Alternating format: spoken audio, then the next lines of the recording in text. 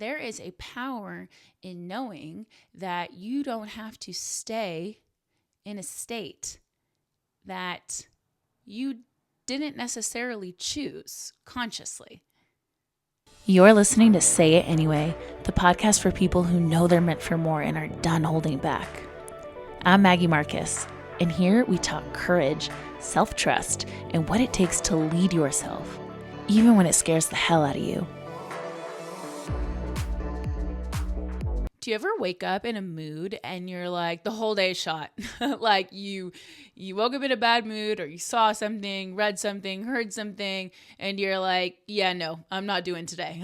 There's no way I can do today. It's done. There's no way I'm getting anything done. Or maybe, have you ever had moments where you get stuck in your head and you have a really hard time pulling yourself out? Like maybe you even know you're in a mood. And maybe it's even affecting the people around you, but it feels so hard to pull yourself out of it. And maybe there's even a part of you that doesn't want to get out of it. One of the most game-changing skills that I've learned isn't even mindset or manifestation. It's the ability to shift moment to moment, because life isn't always going to behave the way that you want it to or expect it to. But who you are being inside of that moment is always a choice. Your ego doesn't want to shift. Like it would way rather stay annoyed, pissed off, righteous, sad, or shut down. But what you actually want, connection, peace, ease, it lives on the other side of that shift. I've definitely had days like that where even if the day started out good, something happened and I'm like overwhelmed, I'm frustrated. It happened like not even that long ago. I remember I was working on something. I was trying to come up with ideas and brainstorm like for content, and I was writing, and I was just really having a hard time. Like the ideas weren't flowing and everything was feeling forced. And not to mention like it was that luteal phase, like that time of the month. And so I was like extra frustrated and annoyed. And I like know that about myself, especially around that time of the month. That's why I know what it is. I see it. But regardless, I'm still like putting a ton of pressure on myself to produce, to get things right, to be creative and achieve like my to-do list. And I'm getting really frustrated. And I'm just like, I'm not feeling good, Things just aren't going the way that I think that they should. You ever have days like that? So my fiance comes home from work and he's had his own like long day. He commutes, he gets back home, he's tired, but he asks me if I want to go for a walk. And there's a part of me that wants to stay in my shit. I don't want to move. I want to stay on the couch, forcing myself to figure out what I'm working on, even though it's not flowing, it's not working. Like it's not. And there's this moment where he grabs me and he pulls me into a hug. And he says something to make me laugh.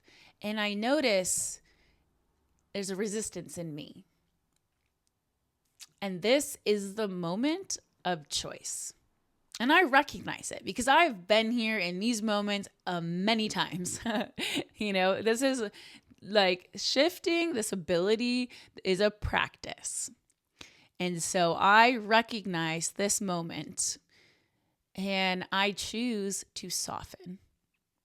And I allow myself to laugh with him. And I say, yes, let's go on the walk. And we go for a walk. And it's such a nice evening, like fresh, cool air. We connect. We're talking about his day and my day. And as we turn a corner, we see the two cutest kitties like outside on someone's lawn, like outdoor cats. And if you know me, hi, I love cats. I love cats. I have 3. But anyway, there's like the sweetest cats, and they come up to us and we're petting them, and I'm just filled with so much love and joy. And by the time I get home, I am in a totally different place and a totally different mood. What that really showed me and what I noticed about myself is it's okay to let my guard down. I'm not trapped in a mood. I have a choice. And once I make the choice to shift, I also get to choose how I show up inside that choice. And that's really important. That second choice affects my experience. Like, am I going to choose and still be a little resistant and disgruntled and withdrawn?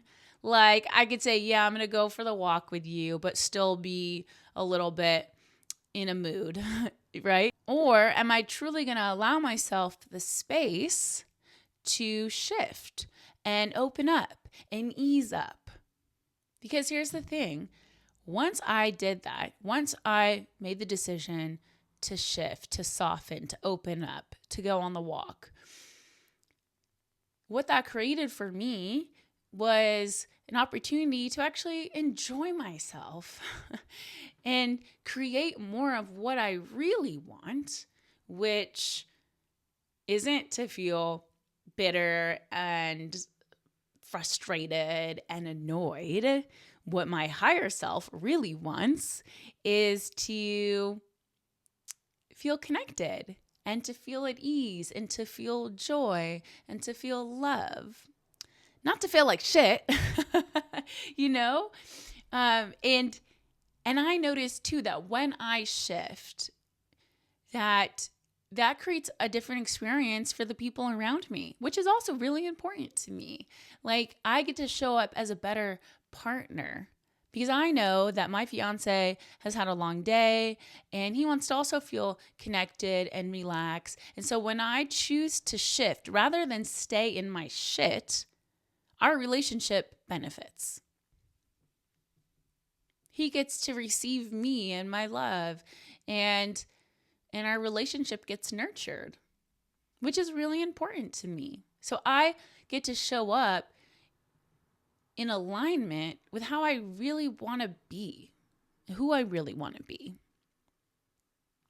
And that's a very empowering choice. I don't have to be stuck in the negative spiral, the mood, the shameful thoughts, the guilt trip on myself, the sabotaging of myself, the beating myself up. I don't have to be stuck in that. Those are behaviors that I've learned as a form of survival, as a way to protect myself, as a way to keep myself small and avoid, facing certain fears or being disappointed. Those are not consciously my choices to be in that, but I can choose to shift into the person that I really want to be and how I really want to show up for myself and for my life. Like, I can make that conscious choice, and that is so freaking empowering to me. And that's why this is such an important skill. Like, I think it's the most important thing that I've learned in my personal development journey over the years. It's the one that matters most because it's something that, you get to choose moment to moment. These are the daily small things that create momentum or stop you in your tracks and cause you to stay stuck in the same loops over and over again. And when I choose to practice shifting, I retrain my nervous system. I also teach it that I can shift. It starts to know that, so that the next time that I am stuck in something and I create awareness around that, I can remember, oh yeah, I can shift. I did that last time and I was able to get myself out of it. And so the practice allows you to shorten the span of time that you stay stuck in the shit. And there's so much power in the shift, but being willing to shift is the hump. That's the hard part. I'm not saying that it's easy, but the power isn't in, never being in a mood. I'm never going to have a bad day. I'm never going to feel off or negative or sad. It's not that. The power is in noticing when you are in a mood without allowing yourself to be swallowed up by it. Awareness allows you to pause. It creates a moment to pause. And that pause is where choice lives. When you zoom out just enough, you can remind yourself, I am not stuck. I am not trapped. This is a state. It's not who I am. Your emotions, yes, get to be acknowledged and witnessed, but they don't need to run the show. They don't need to be fed and fueled. And I know it's hard because your ego wants to fight the shift. It doesn't want to shift. There's a part of us that would rather stay pissed off and upset or sad than be present and connected. That part of you feels safer, armored, and hardened than being soft. Because your brain, your ego, doesn't care if you're happy. It cares if you're safe. And it needs predictability for that. When you're in a familiar state, even if it's an unpleasant one, like irritation, sadness, frustration, annoyance, your brain goes, oh yeah, I know this. I know how to survive here. Because that's what it's been doing for however many years. It's like, this is familiar terrain. We know how to navigate this. And shifting your state, softening, letting go, opening up, that actually requires leaving the familiar, letting go of control, and moving out of certainty, aka predictability. That's why you resist. Staying miserable feels safer than shifting because it's predictable. It's kind of like wearing an old pair of shoes. Like they're worn in, and maybe they're even worn out, but you've had them forever. You know exactly how they fit, how to move in them, how they feel, and they've taken you from point A to point B for years. But now it's time for a new pair of shoes. And maybe they're more supportive and they're better, but they still feel weird. Takes a while to adjust and break them in, So some of us, even if we've got a new pair of shoes, we might keep wearing the old ones because they feel familiar. And that's kind of how our emotional states work. Like even if a mood, a pattern, a way of being isn't serving us anymore, our nervous system sticks with it because it knows how to operate there. And I mentioned, wearing the armor and hardening and that feeling safer for our system. Well, shifting feels like surrendering. It feels like giving in to something or like we're losing something. And the ego doesn't like that, right?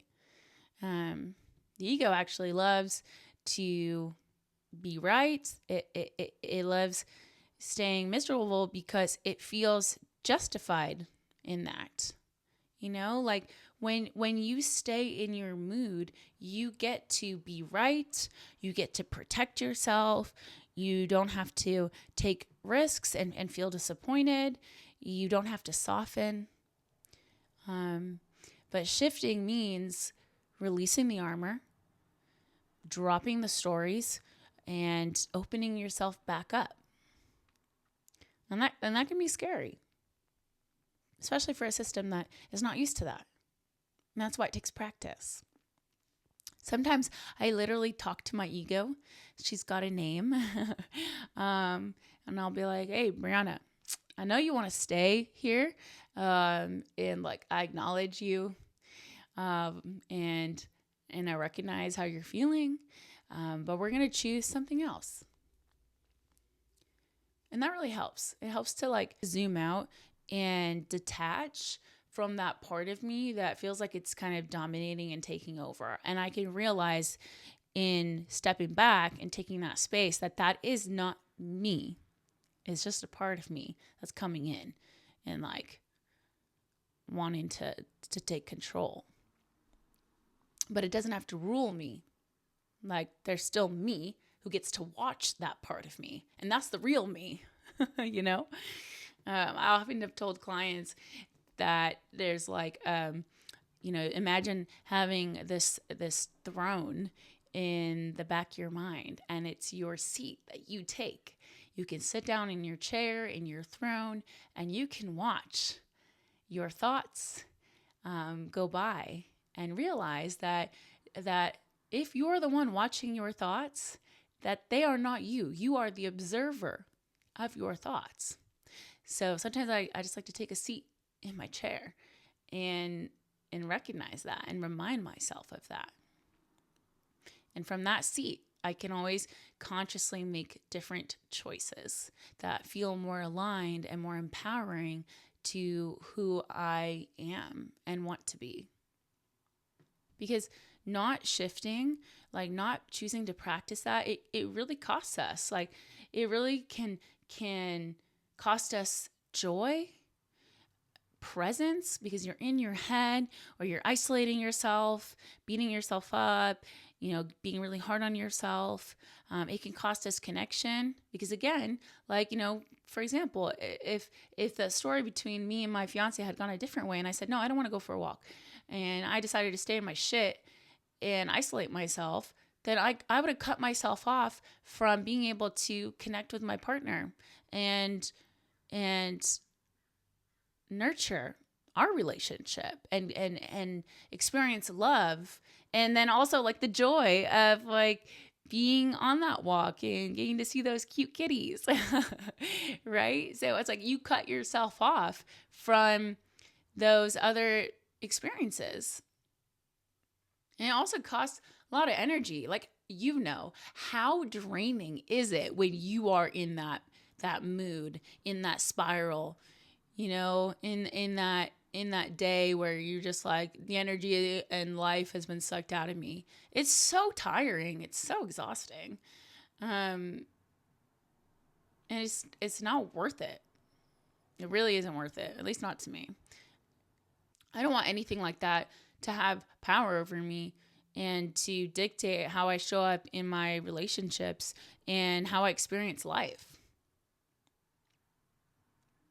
Because here's the thing, you're not punishing anyone else by staying stuck. You only punish yourself. And as I mentioned, like, this does take practice. I've been, practicing this for a few years now. And I'm not always perfect with it. There are days where I stay stuck in my shit a little bit longer. But what I've noticed helps me shift is a couple of things. I think moving your body, like going for a walk or literally getting up and just shaking yourself, like shaking off the energy, just like literally wiggling around and like flinging your arms or jumping up and down, or stretching. I think changing your environment. Like I've had days where I'm like, okay, I got to get out of the house. I got to go sit in the coffee shop, or I'll go get some fresh air, sit outside in my backyard, or go for a walk to the park. Laughing is always a beautiful way to shift. If you watch something funny or call someone, a friend, someone who gets you and can make you laugh. Oh, and I love dancing. Oh my gosh. Yeah. Put on some music. Like for me, some like Middle Eastern or Latin music. And I just dance around the kitchen and like put on a show for my cats. And that always shifts me.